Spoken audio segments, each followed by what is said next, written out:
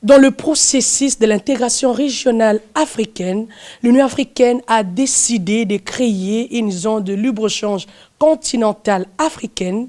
Chaque pays doit donc définir des stratégies pour profiter de cet élargissement de son espace commercial. Vous avez compris là, nous en parlerons avec le directeur général adjoint de l'Agence nationale de promotion des exportations, monsieur le professeur Nguerindawel. Nous vous disons bienvenue à vous sur la chaîne nationale congolaise. Nous l'appelons aussitôt, il est déjà un habitué de l'émission Par l'économie. Nous l'appelons.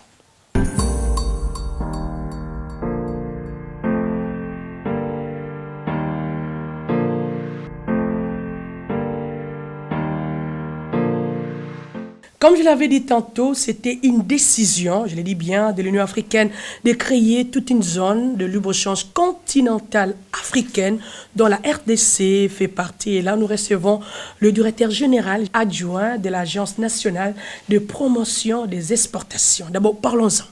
C'est quoi cette agence encore? Ok, l'agence... Elle vient d'où? Elle a été créée depuis quelle année? Pour quelle mission? Quel objectif? Je suis le directeur général adjoint de l'Agence nationale de promotion des exportations, ANAPEX en sigle.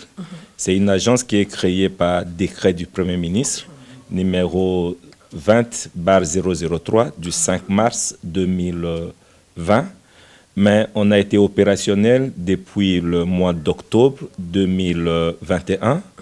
Et cette agence a pour mission la promotion des exportations de tous les produits congolais d'origine agricole, agro-industrielle, industrielle et artisanale. Et ces missions, nous pouvons la décliner en 4 axes. Le premier axe, c'est ce que nous appelons généralement l'intelligence économique. Donc, derrière les exportations, il n'y a pas que la production et le produit à transporter. Il faut d'abord commencer par chercher le marché, dénicher le marché porteur sur lequel nous pouvons amener les produits congolais afin que ces produits congolais soient vendus dans de bonnes conditions. Le deuxième axe, c'est ce que nous appelons la zone économique. Nous devons d'abord commencer par chercher au niveau national quelles sont les zones où certains produits sont réalisés. Nous les cartographions. Et nous allons maintenant chercher les zones d'exportation pour ces produits-là. Est-ce que c'est la zone AGOA, donc les États-Unis? Est-ce que c'est la zone Union européenne ou dans le cadre qui nous concerne aujourd'hui? Donc vous répartissez. Voilà, par rapport à l'itinéraire de chaque produit et à la demande que nous pouvons recevoir de ces produits-là. Le troisième axe de notre intervention, c'est notamment l'assistance technique. Donc, le produit ne peut pas être amené sur le marché international dans n'importe quelle condition.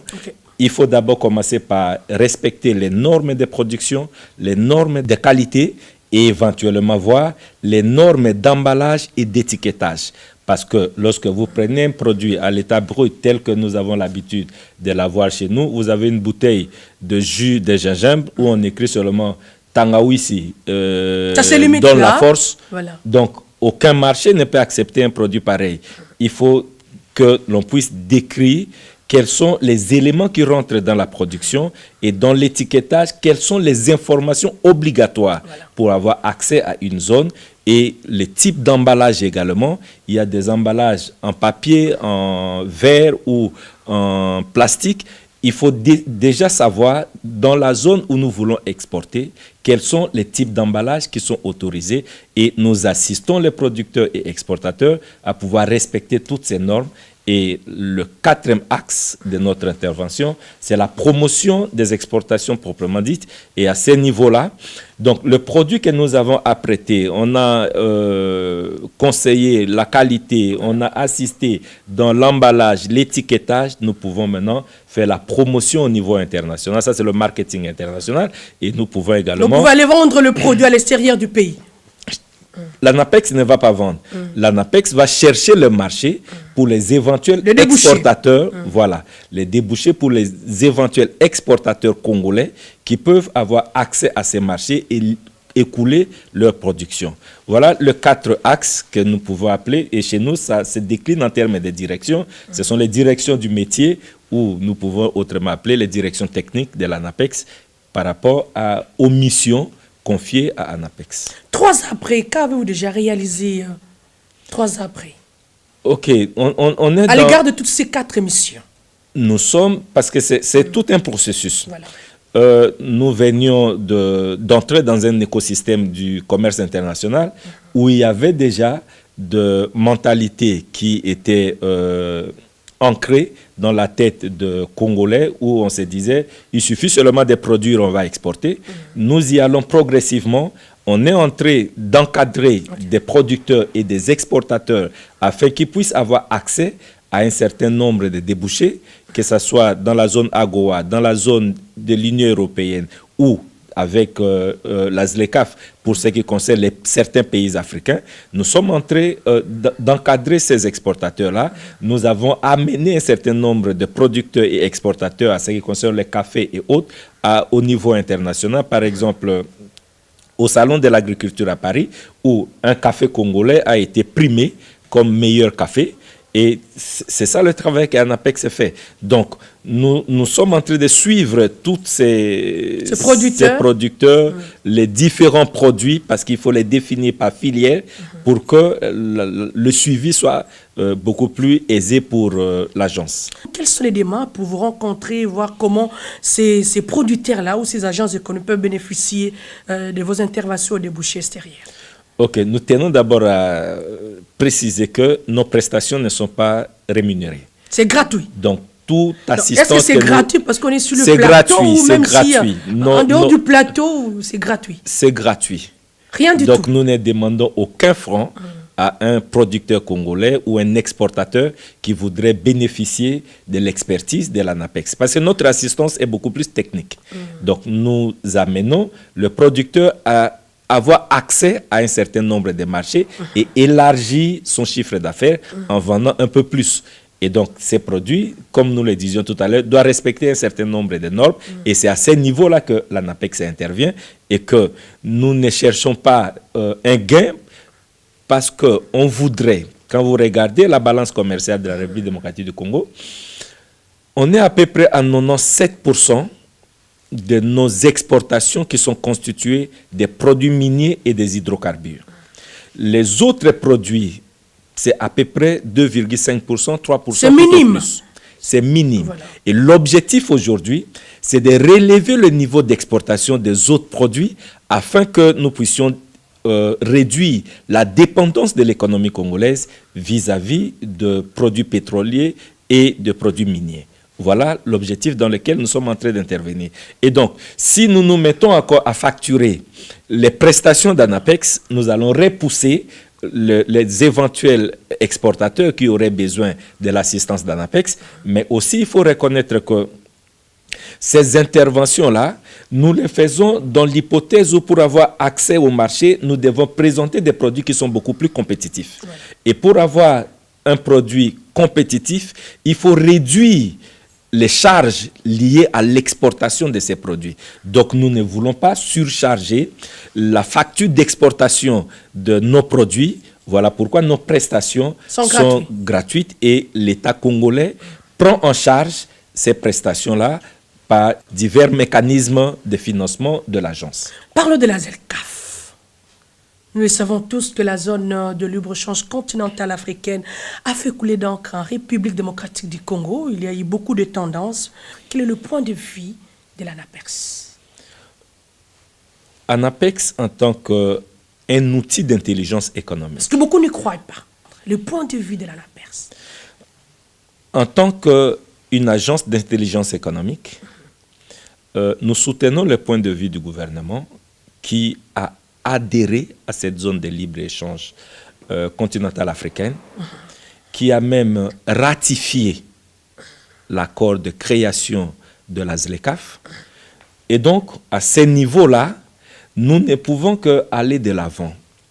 Vous n'avez pas perdu de vue quand le président de la République a assuré la présidence de l'Union africaine, entre autres point inscrit à l'ordre du jour de son agenda pendant ces mandats-là, c'était la mise en œuvre de la ZLECAF. En République démocratique du Congo. Non, pour l'Afrique. Voilà. pour l'Afrique parce qu'il assumait il était le président, les fonctions. voilà. Mais pour le Congo, pour le Congo, pendant la même période, nous avons ratifié l'accord qui permettait que la RDC soit formellement membre. À la date d'aujourd'hui, sur 55 États, 54 ont déjà signé l'accord. 46 l'ont ratifié, dont la République démocratique du Congo. Donc la bonne question serait, qu'est-ce que la RDC peut faire pour capitaliser son adhésion à la ZLECAf? Nous allons y arriver. Mais votre point de vue? Notre point de vue est que nous soutenons l'adhésion de la RDC à la ZLECAf. Parce que si nous ne faisons pas partie de la ZLECAf, regardez la conséquence. La République démocratique du Congo va devenir une zone économique qui serait la zone la plus chère par rapport à tous ses voisins. Parce que tous les voisins seraient en train d'échanger selon les avantages accordés par l'accord de la création de la ZLECAf, sans droit de douane sur plusieurs produits. Et pourtant, la RDC va continuer à pouvoir importer avec tous les droits de douane dans sa zone, dans son pays, et cela va avoir un aspect sur le coût de production et sur les prix de vente, parce que ça sera chaque fois grévé par la taxe à l'importation. Et donc, si nous adhérons, nous allons échanger avec les autres pays dans les mêmes conditions de faveur. Et à ce niveau-là, la zone RDC comme zone économique sera dans les mêmes conditions de compétitivité que les autres pays de l'Afrique. Donc nous avons tout avantage à nous battre dans cette zone-là pour que nous puissions avoir notre place et éventuellement occuper la place que la RDC a toujours occupée au cœur de l'Afrique de manière stratégique pour que certains investissements qui peuvent même être réalisés en République démocratique du Congo, dans l'hypothèse de conquérir les marchés africains, vu notre position stratégique, nous pouvons à ce niveau-là participer de manière efficiente au marché africain et permettre à ce que les échanges puissent être équitables. Nous le savons tous qu'il y a déjà un problème de connectivité, rien qu'à l'intérieur du pays, c'est-à-dire le produit pour quitter dans certains coins du pays nous cause énormément de problèmes. Et nous le savons tous, il y a un problème aussi de connectivité ici, dans le continent africain.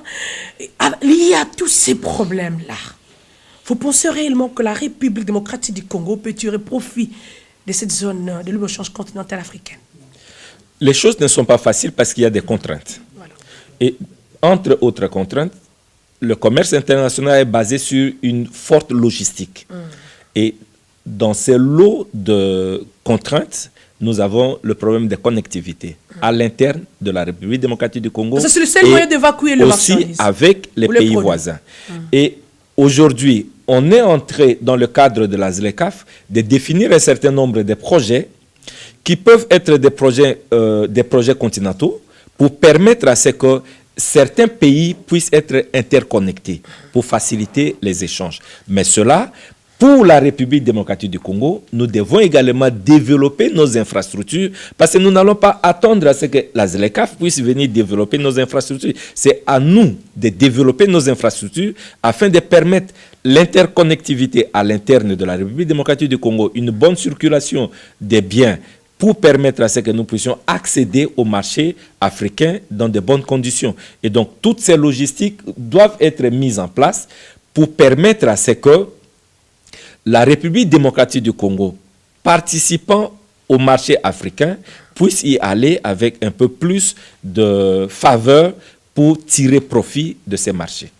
Que retenir de la ZLECAf et quels sont les enjeux en République démocratique du Congo? Nous devons retenir que la ZLECAf, c'est un vaste marché. De plus d'1 milliard 300 millions de consommateurs. Et nous sommes un grand débouché. Vous mettez en parallèle, non. Vous mettez en parallèle la République démocratique. Mais comparé aux autres pays. J'y arrive. Allez-y, je vous l'accorde. Mettez en parallèle notre 100 millions. Ça ne représente pas encore grand-chose. Ce qui veut dire, nous ne serons pas seulement un débouché, mais l'Afrique aussi sera un débouché pour la RDC. À nous d'y prendre part et de réclamer notre part pour que ce que nous allons vendre dans ces marchés de plus d'1,3 milliard de consommateurs, nous puissions également élargir notre niveau de production. Ça, c'est de un. De deux, mis ensemble, nous constituons un PIB de plus de 3,1 milliards de dollars. Ça, c'est le rapport CUNCED 2023. Et lorsque nous sommes à ces niveaux-là des chiffres, de niveau de PIB réel, nous sommes à mesure de développer des investissements et de développer des productions pour permettre à ce que nous puissions échanger entre nous. Troisième chose à retenir, nous allons développer une chaîne de valeur africaine. Parce que, pour l'instant, chaque fois que nous produisons, il y a rupture des chaînes de valeur. Nous avons des produits qui sont presque transformés au premier degré ou pas du tout transformés et que nous exportons en dehors de l'Afrique. C'est que ce sont les autres qui bénéficient de cette chaîne de valeur. Donc, l'idée serait de constituer toute une chaîne de valeur africaine pour les différentes filières afin de permettre à ce que nous puissions développer nos économies.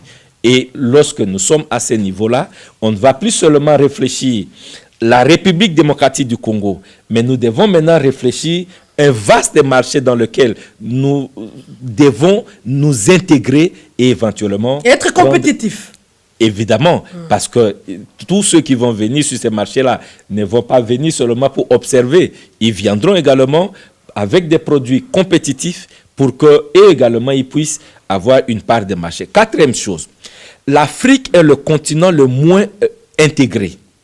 L'Europe échange avec l'Europe à hauteur d'à peu près 61%. L'Amérique du Nord avec les États-Unis, ils sont autour de 59%. Et l'Afrique, notre niveau d'échange intra-africain, c'est à 16%. Et donc, l'objectif serait d'intensifier les échanges entre pays africains parce qu'il y a de ces choses que nous achetons également ailleurs qu'on peut aussi acheter chez nos voisins africains pour permettre à ce que le niveau de nos échanges puisse augmenter. Voilà, en quelque sorte, ce que nous devons Nous le savons tous, clairement, que l'Afrique ou les Africains, le pays africain, échangent de produits non transformés. Qu'est-ce que la République démocratique du Congo doit faire pour profiter de cette zone de libre-échange continentale africaine?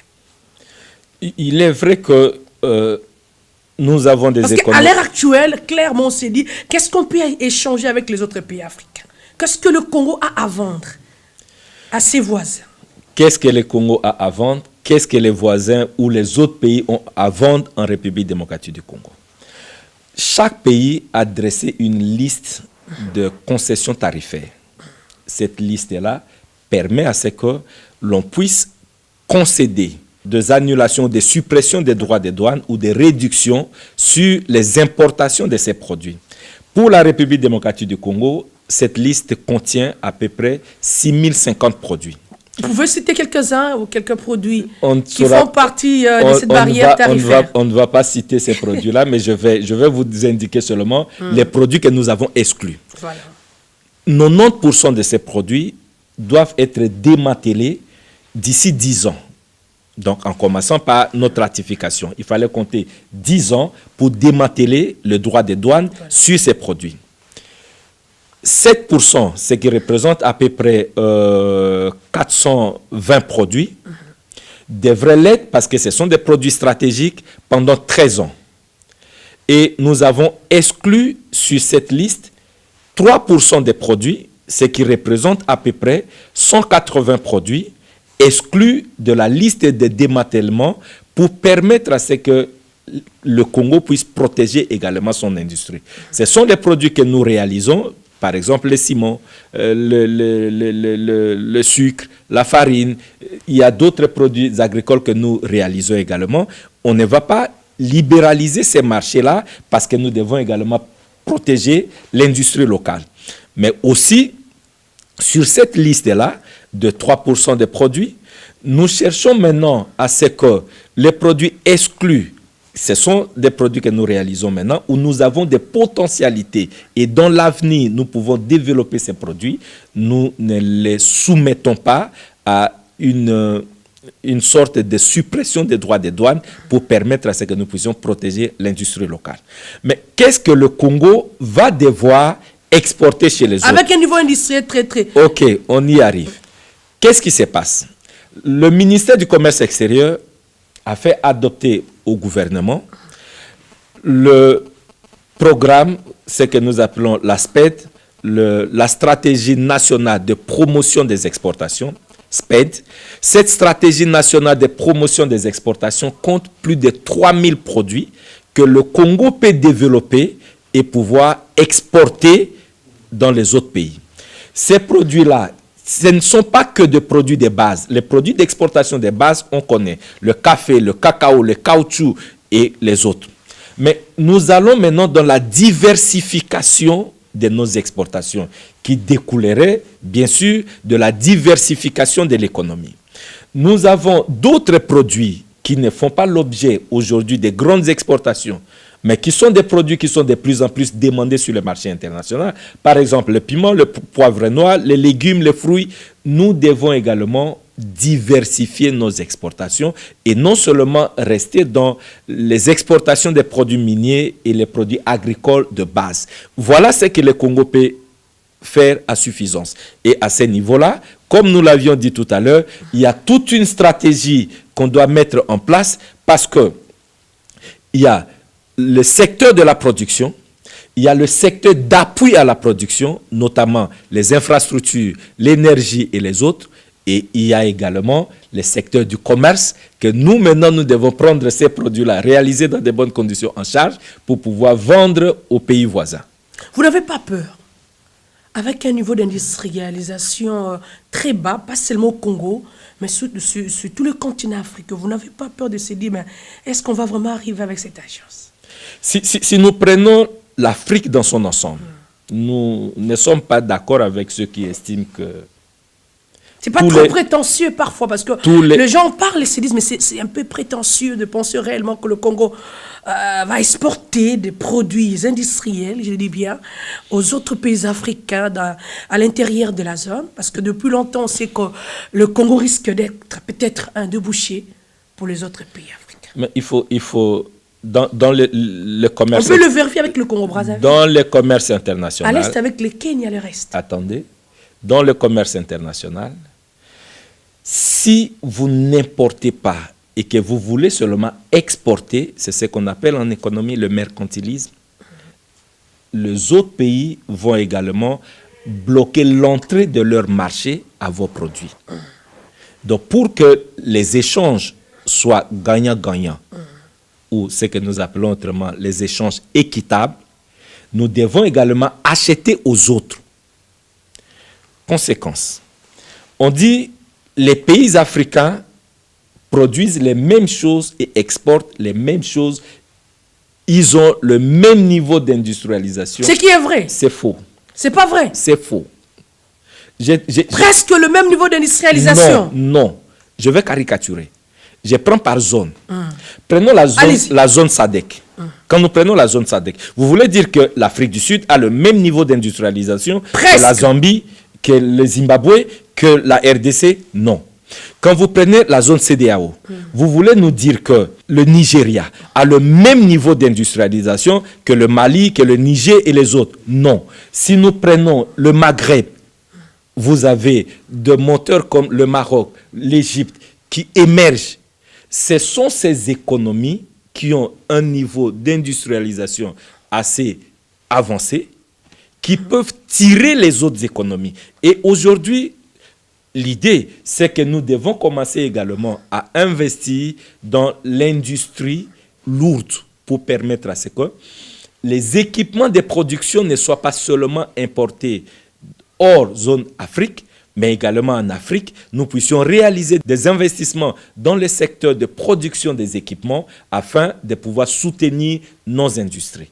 Mais quand vous prenez également les économies dites développées, ce ne sont toujours pas des très grandes entreprises qui réalisent certaines productions. Mais quand même, il y a des industries on peut avoir compter. Des petites et moyennes entreprises qui peuvent également faire le relais. Les petites industries. Faire le relais de cette transformation. Et donc, nous avons ici à Kinshasa des entreprises qui font la transformation des cafés. Quand vous regardez aujourd'hui cette transformation... Vous les avez approchés aussi? Si nous travaillons avec... Les industries qui transforment le café. Nous travaillons à Kinshasa. Nous ne parlons pas en termes d'industrie, nous parlons beaucoup plus en termes d'entreprises, des petites et moyennes entreprises qui...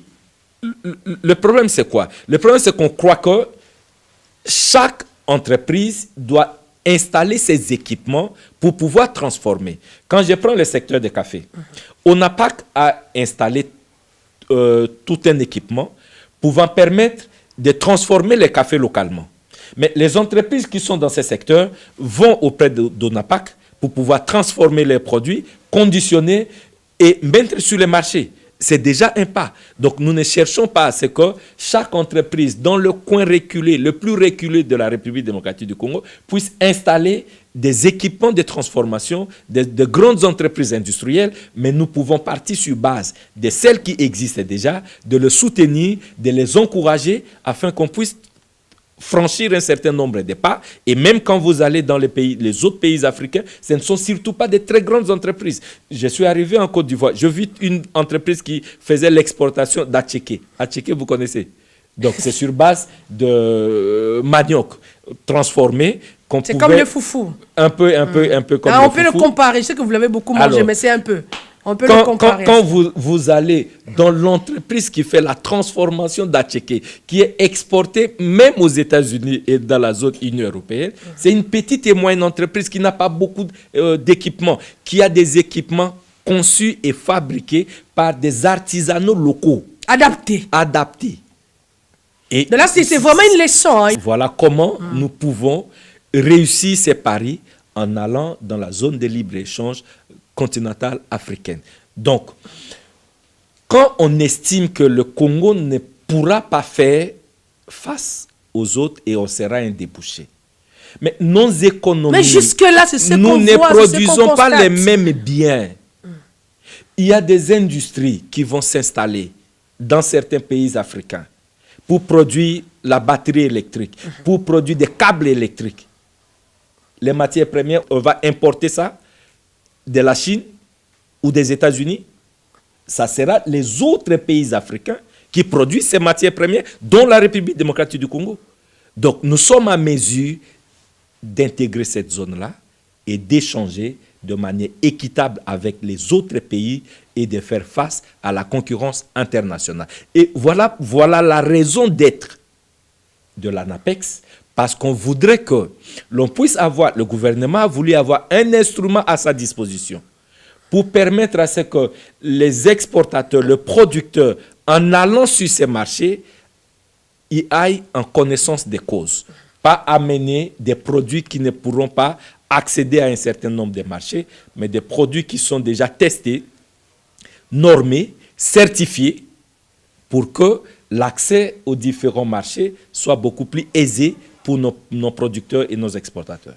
Comment l'ANAPEX peut faire profiter de la République démocratique du Congo à la zone de libre-échange continentale? Pour faire profiter à la République démocratique du Congo, ou bénéficier à la République démocratique du Congo les avantages de la zone de libre-échange continentale africaine, nous devons encadrer nos producteurs et nos exportateurs. Parce que le produit qui va faire l'objet d'échanges au niveau africain, ça sera des produits normés. Ces produits doivent respecter des normes de production, des normes d'emballage, étiquetage. Ce sont des produits certifiés pour permettre à ce que nous puissions faire face à la concurrence internationale.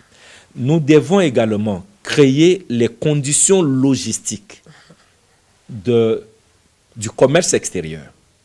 Il y a les échanges, par exemple, les exportations de fruits. Les fruits ne sont pas exportés dans les mêmes conditions que le café. Et donc, on doit avoir la chaîne de froid pour permettre à ce que cette logistique sur la chaîne des froids nous permettent d'exporter les fruits, les légumes et tout ce que nous pouvons avoir, des frais, les tomates, nous pouvons les exporter dans de bonnes conditions et avoir accès au marché étranger. Quand vous entrez dans un supermarché, vous voyez les oranges qui arrivent. On les vend, ce sont des oranges qui sont conditionnées dans d'autres pays. Mais quand vous allez sur le marché Gambela, vous voyez des grands véhicules chargés d'oranges, d'ananas, de bananes, qu'on est en train de vendre et on ne sait pas si on devra continuer la vente jusqu'à demain et après-demain. Ça sera de produits détériorés parce que les conditions ne sont pas remplies. Et donc, nous devons également développer une logistique du commerce international. Et nous devons aussi mettre sur pied les infrastructures de communication adaptées. Parce que les infrastructures de communication, quand on produit dans les Bas-Ouélé, quand on produit en Ituri, quand on produit dans le Grand Équateur, mais ces productions, quand nous voulons accéder à un marché africain, mais il faut une certaine traçabilité. Et ces traçabilités, ce sont des voies de communication. Et ces voies de communication doivent être accessibles, en bon état, pour permettre à ce que nos producteurs et éventuellement nos exportateurs puissent amener leurs produits dans des conditions d'efficience pour permettre à ce que le marché soit beaucoup plus adapté à leurs conditions. Nous sommes passés de 11 provinces à 26 provinces et chaque province a ses productions. Vous avez eu le temps de réfléchir ou ça fait partie de vos perspectives d'avenir? Non, nous sommes en train de dresser la cartographie de production de la République démocratique du Congo. Ce n'est pas encore fini. On est en cours de réalisation, mais les produits sont répartis. Si nous prenons les produits de base, tels que le café. Le café est pour la grande partie cultivé dans le Grand Équateur, une bonne partie de Grand Bandundu. Vous prenez la grande province orientale, vous prenez la partie est de la République, notamment le Nord Kivu et le Sud Kivu, vous avez le bassin de la production de café. Et à ce niveau-là, lorsque ces productions sont réalisées au Congo central, on réalise un peu de production de café aussi dans certaines zones. Lorsque on est à ce niveau-là de la production et qu'on veut accéder à un marché international, le producteur, par rapport à sa zone géographique, va voir par quelle voie écouler facilement le produit. Nous n'allons pas demander à nos exploitants de l'Ituri de transporter le café de l'Ituri jusqu'à Matadi. Donc, ils vont sortir beaucoup plus par l'Ouganda, chercher à atteindre le port de Dar es Salaam ou de Mombasa dans le voisinage pour permettre à ce que le produit puisse accéder à un marché là où on peut facilement l'écouler. Et donc, tous ces produits doivent être retracés. Parce que, entre autres objectifs de l'ANAPEX, c'est également ramener tout ce qui est vrai dans le secteur du commerce international, mais qui était dans la contrebande ou dans l'informel, de les ramener dans le formel afin que la traçabilité de nos productions puisse être effectuée. Vous verrez par exemple que certains pays qui ne cultivent pas assez le café, mais dans les statistiques du commerce international, ils sont des grands exportateurs de café. Et pourtant, ce sont des cafés congolais qui sont écoulés sur le pays voisin par contrebande et c'est enregistré dans les statistiques de ces pays. Donc, entre autres objectifs pour ANAPEX, c'est que lorsque nous mettons ensemble les différents intervenants, notamment la douane, ONAPAC, l'AFEC et autres, c'est pour permettre à ce que nous puissions concevoir un cadre d'analyse et ramener une bonne partie d'intervenants du commerce extérieur qui sont des exportateurs qui étaient autrefois dans la contrebande, dans le secteur formel et permettre... Est-ce que vous avez déjà réfléchi? Parce que là, je me dis, c'est vrai, on nous suit de partout et je suis sûr et certain que les gens y pensent aussi. Est-ce que vous avez pensé à créer des coopératives, parce qu'il y a des produits, peut-être un produit, peut-être produit par plus de 10 producteurs. Vous avez prévu aussi à aider n'est-ce pas, ces agences économiques, avoir une coopérative, afin que l'agence dont vous dirigez, si vous êtes adjoint, mais vous êtes parmi les dirigeants de cette agence, afin qu'un seul produit soit représenté ou soit vendu dans les débouchés continentaux ou internationaux. Vous avez prévu cela aussi? On est en train de les organiser par réseau, mais il y a des structures qui existent et qui sont bien organisées, déjà, surtout à l'Est, par exemple ASECAF, qui est une organisation des producteurs et d'exportateurs de café cacao à l'Est. C'est une structure bien organisée. On est en train beaucoup plus de les organiser dans le réseau. Ça veut dire, nous ne créons pas encore de coopératives, mais nous les mettons en contact pour que, dans l'hypothèse où ils sont en train de réaliser des productions, chaque producteur pris de manière isolée n'a qu'une petite quantité de sa production. En les mettant ensemble, en créant les réseaux de ces producteurs, en échangeant les informations, lorsqu'il y a une commande qu'on doit exécuter, la commande vous est adressée, c'est 100 tonnes, vous n'avez que 10 tonnes, les autres membres de ces réseaux peuvent compléter le tonnage afin que la commande soit réalisée. Et donc, nous sommes à ce niveau-là où on est en train d'organiser les différents producteurs et les différents intervenants en termes de réseaux pour permettre à ce que nous puissions pallier à cela, parce qu'il faut reconnaître, c'est que nous n'avons pas encore de très grandes exploitations comme à l'époque juste après l'indépendance où on avait des très grandes plantations en République démocratique du Congo. Aujourd'hui, ces plantations sont presque abandonnées, une grande partie dans les zones de conflit.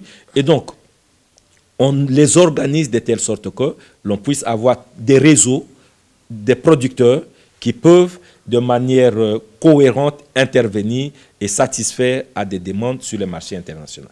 Nous sommes à la fin de cette émission, mais nous pouvons partir sans pourtant poser cette question. Qu'est-ce que l'ANAPERS a prévu de réaliser concrètement cette année, pourquoi pas dire dans l'avenir? Cette année, ANAPEX... Quel est votre programme? Prévoit d'amener les différents producteurs et leurs produits. Il arrive par moment que les producteurs ne sont pas là, mais ANAPEX prend le produit pour aller faire la promotion. Et donc, en faisant la promotion des produits congolais, nous sommes en train de rendre visible le pays également sur le plan international et sa participation aux différents salons et foires au niveau international. En participant à toutes ces manifestations, de plus en plus, on fait connaître le produit congolais, on fait connaître les producteurs congolais et nous faisons la promotion des exportations. Mais ce qu'il faut reconnaître, c'est que ANAPEX ne produit pas. ANAPEX ne produit pas. Nous ne pouvons que faire la promotion de ce qui est déjà réalisé comme production. Mais on ne peut pas produire... Ne finance pas non plus. Là, il faudrait le dire clairement. L'ANAPERS ne finance pas de financement le producteur, parce qu'il risque d'avoir des appels, mais nous voulons être financés. Nous n'avons pas de financement à accorder aux producteurs.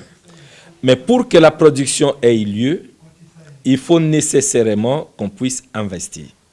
Et donc, il nous arrive de conduire un certain nombre d'opérateurs économiques qui sont dans le besoin d'investissement vers des structures, et ça c'est l'accompagnement, des structures financières qui peuvent leur accorder des crédits ou les soutenir dans leur production, et d'autres entreprises qui peuvent avoir besoin des avantages fiscaux, on les oriente vers l'ANAPI pour que ces structures-là puissent avoir ces avantages et investir beaucoup plus. Et donc, lorsqu'on investit, on réalise la production, cette production peut maintenant être commercialisée et c'est à ce moment-là que ANAPEX entre en danse. Mais nous c'est-à-dire à la fin de la production. Nous ne pouvons pas attendre seulement à la fin. Nous devons nous rassurer que la production qui est en train de se réaliser respecte les normes de production. Et donc, vous devez participer. Nous devons être à côté de ces exploitants pour que la production toutes les conditions soient réunies pour un produit afin d'accéder à un marché international. Nous sommes à la fin et que dire vraiment en quelques lignes, qu'est-ce qu'on peut retenir de votre passage à l'émission Parlons économie? Donc, on retient que la ZLECAf, c'est un vaste marché. Pour le Congo. Nous devons y participer. Plus d'1,3 milliard de consommateurs, le Congo doit prendre sa part sur ces marchés. Il faut des investissements. C'est une obligation. Il faut des productions. Oui. Sinon, on risque d'être un grand débouché, voilà, pour les autres pays africains. Deuxièmement, ou internationaux. La ZLECAf a amené à ce qu'on puisse supprimer ou mettre entre parenthèses nos organisations sous-régionales. Et cela va à terme mettre fin à la multi-appartenance. Nous avons le plan stratégique national de promotion des exportations et de diversification de marchés. Plus de 3000 produits que nous sommes à mesure de développer. Il y en a que nous développons déjà. Il y en a où nous avons des très grandes potentialités où on peut les développer pour pouvoir écouler sur le marché africain et prendre notre part sur ces marchés-là. Quant à la suppression des droits de douane sur un certain nombre de produits, ce que nous avons appelé tout à l'heure les concessions tarifaires, ce n'est pas une perte pour la République parce que nous allons être dans une condition où, lorsque nous réduisons ces droits de douane sur ces produits qui entrent en République démocratique du Congo dans des conditions préférentielles, ce sont des produits qui soit permettent à un consommateur d'avoir le produit à moindre prix et cela améliore son bien-être et le pouvoir d'achat se trouve être éventuellement amélioré. Mais qu'à cela ne tienne, il y a également des matières premières que nous importons. Ces matières premières vont rentrer sur le territoire national dans des conditions préférentielles, sans droit de douane. Ça va réduire le coût de production à l'intérieur du pays. Et lorsque le coût de production se retrouve être à la baisse, nous allons développer des gammes d'activités, ce qui va permettre à ce que les taxes et impôts collectés à l'entrée vont être collectés à l'intérieur.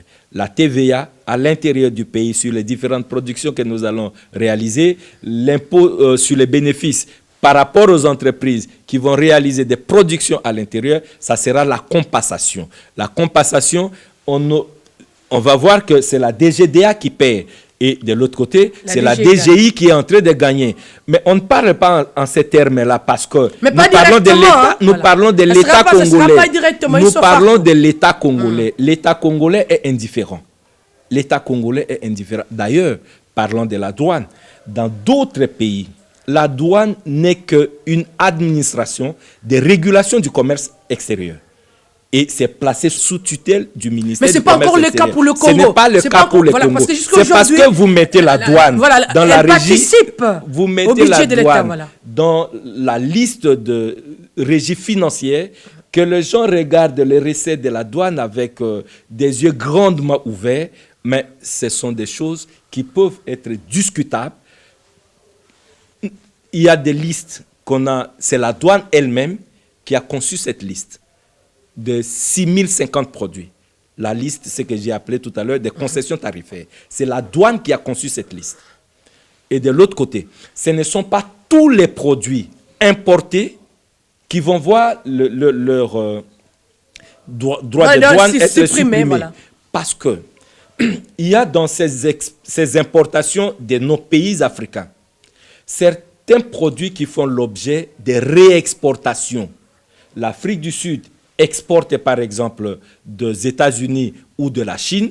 Les produits arrivent en Afrique du Sud et de l'Afrique du Sud, on réexporte en République démocratique du Congo. Ces produits vont payer les douanes convenablement, sans aucune réduction, parce que ce n'est pas un produit originaire de la zone ZLECAf. Regardez l'intégration africaine. On échange à hauteur de 16%. Et sur ces 16%, si vous prenez la structure de la balance commerciale de la RDC, nous n'importons pas beaucoup jusque-là de l'Afrique. C'est qu'on n'aura pas à beaucoup perdre en termes de recettes. Et ce qu'on aura perdu, quand bien même qu'on aura perdu, parce qu'il faut dire la vérité... Une bonne partie des recettes. Non, pas une bonne partie. Vous importez beaucoup plus de l'Asie, de l'Europe et de... Donc, ce qu'on aura perdu, la compensation va se faire avec l'impôt intérieur. Vous avez compris là, c'était bel et bien la zone de libre-échange continentale africaine dont la République démocratique du Congo fait également membre. Qu'est-ce que la République démocratique du Congo va tirer comme profit de cette zone? Est-ce que nous avons des produits à exporter? Il y a bel et bien de produits auxquels la République démocratique du Congo peut vendre dans la zone, mais il faut que le Congo y travaille afin qu'elle ne soit pas un débouché pour les autres pays membres de la ZLECAf, mais plutôt un vendeur dans d'autres pays, pourquoi pas dans la zone de libre-échange continentale africaine. Nous allons nous retrouver au prochain numéro de Parlons Économie. Bonne continuité sur la chaîne nationale congolaise. Au revoir et à très bientôt.